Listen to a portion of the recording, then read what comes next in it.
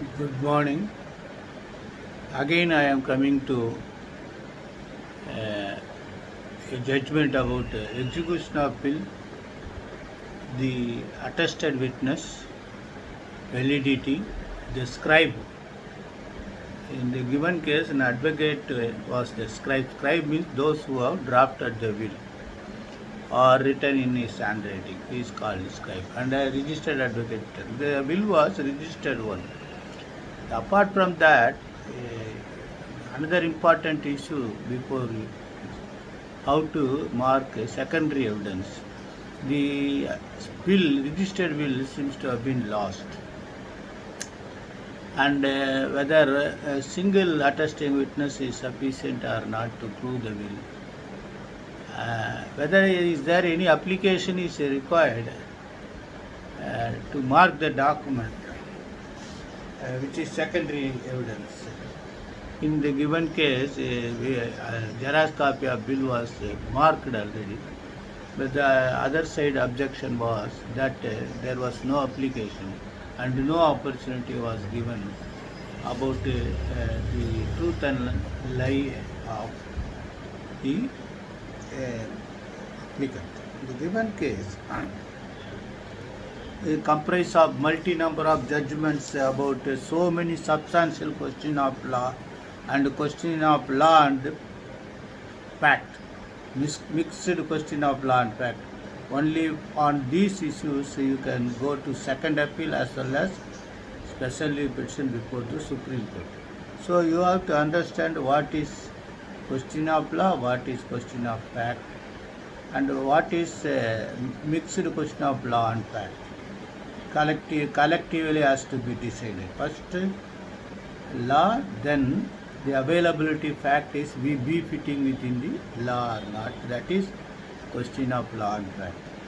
So AR 2020 Supreme Court 2666. Danpat versus Shioram. Shioram died through legal action. The given case, actually,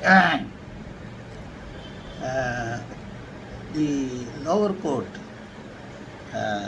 dismissed the plaintiff, claiming for partition of the suit and disputing the execution of the will. Both there was concurrent finding by the lower courts before, but the High Court of Punjab set aside it and the suit was decreed on following substantial question of law, whether exhibit dated, will dated so and so exhibit D3 was surrounded by such circumstances in accordance with section 63 of the Succession Act, whether it was properly proved or not.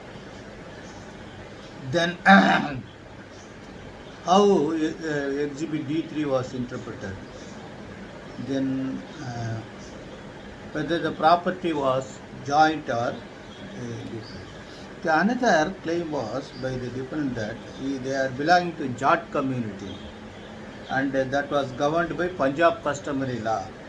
But other side opposition was that after Hindu Succession Act 1956, the customary law is not available for defense. Then they say the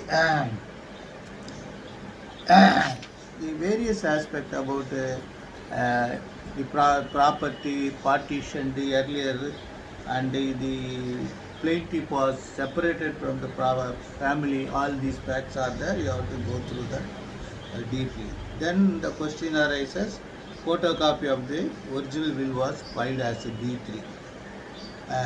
Then they have discussed about so many judgments. Pakshakshi versus Chandrika, AR 2016, SC 1213.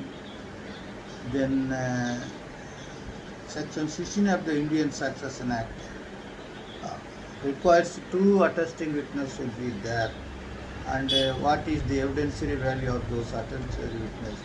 Then 65C of the Indian Evidence Act, how you can file application how you can mark secondary evidence. Application is not necessary.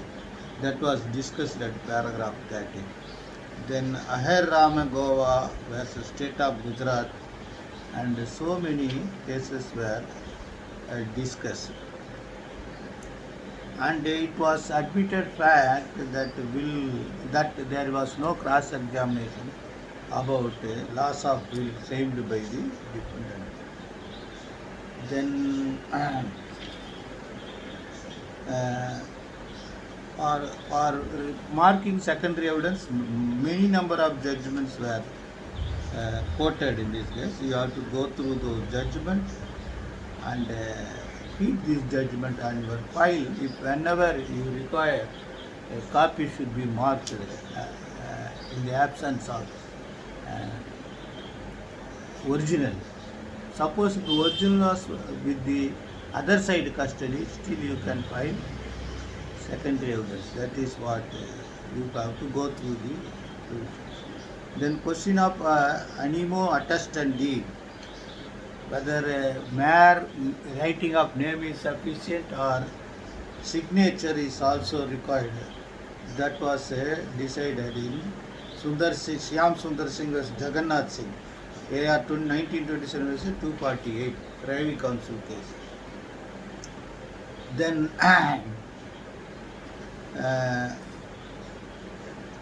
the argument of the other side that about the existence of natural health, since not mentioned in the will is surrounded by suspicion. That was not accepted by other referring judgments because in the disputed case, the wife of the testator was not mentioned about anything. Finally, the High Court, the Supreme Court held that High Court was erred in law, interfering with concurrent finding of.